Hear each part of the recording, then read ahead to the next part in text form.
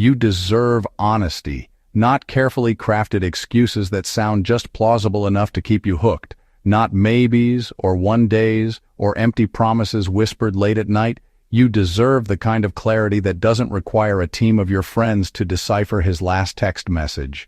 And yet, for far too long, so many incredible women sit in the same holding pattern. It's a quiet, lonely room where the only furniture is hope, and the only window looks out onto a future that never seems to get any closer. You find yourself staring at a silent phone and telling yourself a story, a comforting fiction. You whisper to yourself, he's just really busy with work right now. You picture him in a boardroom, a hero under pressure, too consumed by important matters to think of anything else. It's a noble image. It's also a convenient one. You rationalize, he's probably overwhelmed. You imagine the weight of the world on his shoulders, and you decide your needs would only be an added burden. So, you shrink them. You make yourself smaller to make more room for his supposed struggles. You think, I shouldn't bother him. This thought, disguised as consideration, is actually a form of self-erasure. You're prioritizing his comfort over your own need for connection and clarity. And so, you wait. The waiting becomes a part of your routine, like brushing your teeth or making coffee. It's a passive state, a slow erosion of your own time and energy. You find that you always text first. You're the one breaking the silence, the one extending the invitation, the one carrying the conversational load. You're the one who initiates the plans. You suggest the times and the places, carefully molding your schedule to fit the small, uncertain windows of his availability. You become the architect of every single interaction. With every unanswered text, with every vague reply, you craft a hopeful narrative around his silence. It's a story that softens the painful edges of a simple, uncomfortable truth. A story where you are patient and understanding and he is just complicated. But that story is a cage. A beautifully decorated, self-imposed prison. You're waiting at a station for a train that may never arrive because it was never scheduled to stop there in the first place.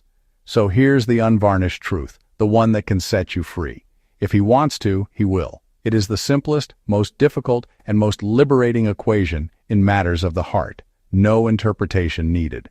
Let's dismantle the most seductive excuse. He's just busy. These two words have caused so much heartache and wasted more time than almost any other phrase. We use it like a shield to soften rejection. It feels kinder than admitting we're not a priority. Busy is a fact of life, not a ban on what we value. We make time for what we value. If busy blocks time with you repeatedly, not calling, not responding, it's not his calendar, it's his priorities. His free time is allocated elsewhere. Outcome, you feel uncertain, anxious, and unimportant.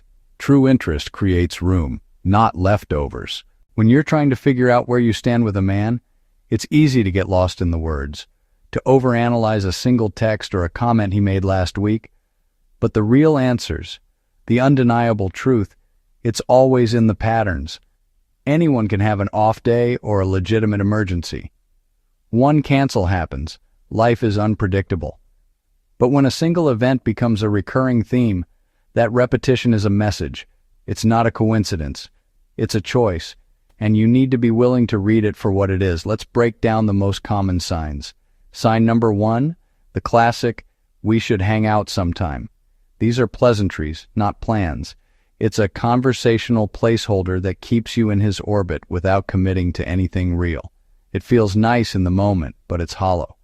An interested man gets specific and locks it in. He'll say, "Are you free Friday night? I'd like to take you to dinner." He removes the uncertainty because he doesn't want to risk someone else making plans with you. He makes his intention clear. Sign number 2, a pattern of late-night pings and one-word replies.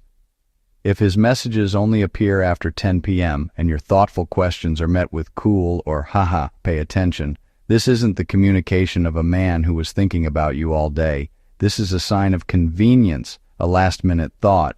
Low-effort texts equal low investment. He's not building a connection, he's just passing the time. Sign number 3, frequent cancellations with no immediate reschedule. Again, things happen. But when he cancels, the follow-up is what matters. A man who is genuinely interested will be disappointed and will immediately try to fix it.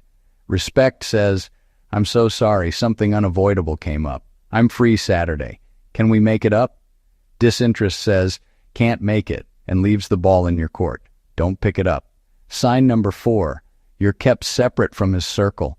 If you've been seeing each other for a while and you've never met his friends, or he avoids taking you to places where he might run into people he knows, that's a major red flag. He's keeping his life compartmentalized, and you're not in the main compartment. Sign number 5. He rarely asks about your life. The conversation is always centered on him, his job, his problems, his day. A man who is truly into you is curious. He wants to know what makes you tick, what you're passionate about, how your big presentation went. If he's not asking, it's because he's not that interested in the answer. And finally, sign number 6. Pervasive mixed signals. Intense one day, distant the next.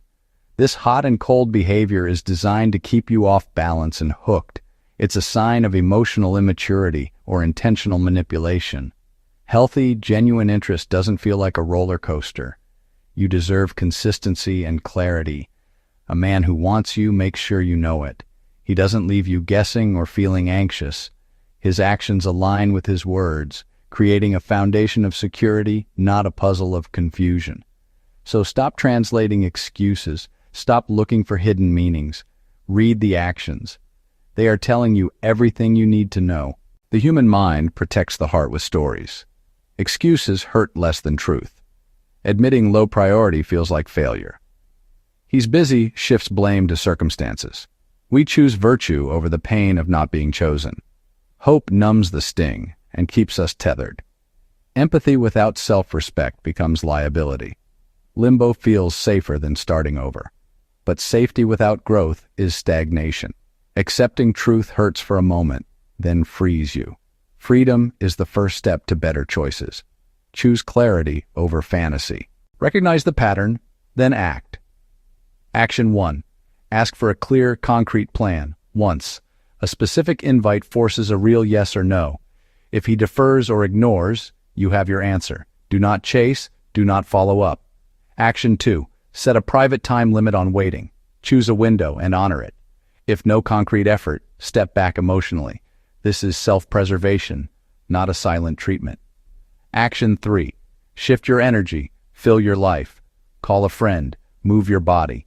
Join groups. Learn something new. Become the source of your own happiness. You stop waiting to be chosen and start choosing. When ambiguity is too heavy, address it. Be courageous. Be calm. Be direct. State your needs, then ask a clear question. I'm seeking a connection with time and energy. Do you have space for that now? Then stop talking and listen. Interest sounds like reassurance and concrete plans.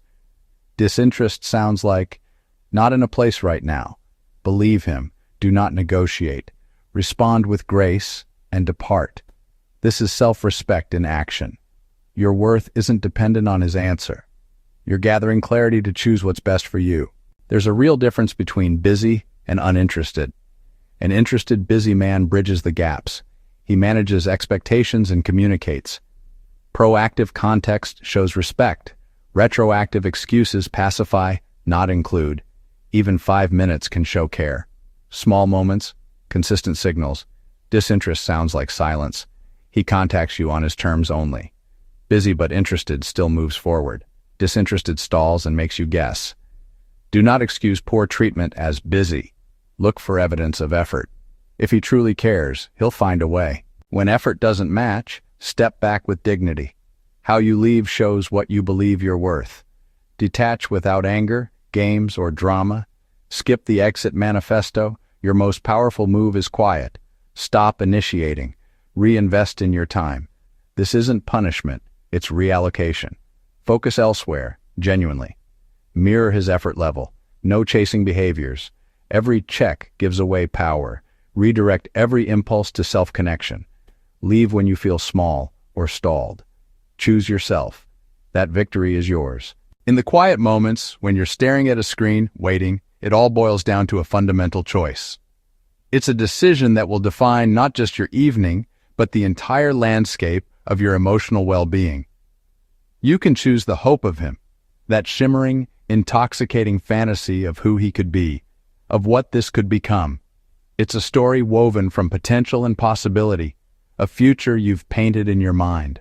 Or you can choose the reality of you, the solid, undeniable truth of your own worth, your own time, and your own peace, right here in the present moment. Don't let the beautiful, seductive fantasy of what if hide the present truth of what is. The truth is not in his potential, it's in his patterns. Actions are the only true language of interest. Consistent, thoughtful effort is the grammar of respect. Words without effort are just noise. Promises of sometime and last-minute texts are not plans. They are placeholders. They are distractions designed to keep you on the hook without requiring any real investment. So, make yourself your priority. This isn't a selfish act. It's an act of survival. It's about reclaiming the energy you've been pouring into a void and investing it back into the one person who will always be there. You. Ask clearly for what you want, just once. Set your limits with quiet confidence. And then, shift your energy. If the response is vague, if the effort isn't mirrored, you don't argue or chase, you simply pivot back to your own life. Remember, being alone is a state of being. Feeling alone is a state of mind. And being alone is infinitely better than feeling alone while sitting next to someone who makes you feel invisible. True loneliness isn't the absence of a partner. It's the absence of respect and consideration in a connection. It's the feeling of being an option, not a choice. Creating space in your life isn't about emptiness. It's an invitation. It's clearing out the clutter of uncertainty to make room for the right person to walk in. Someone who sees the space and wants to build something real within it. Your worth is inherent and steady. It does not rise with a text message or fall with silence. It is the constant, unwavering foundation upon which you must build your life. So treat yourself like someone worthy of time, effort, and clarity.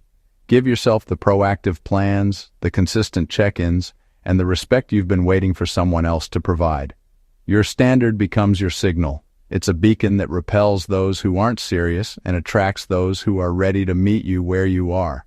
Because the right connection won't feel like a battle or a puzzle you have to solve. It feels like peace. It feels like coming home. Until then, hold your standards high. Protect your heart not by closing it off, but by refusing to give it to anyone who hasn't earned the privilege of holding it. Choose you. Choose respect. Choose reality. Choose peace.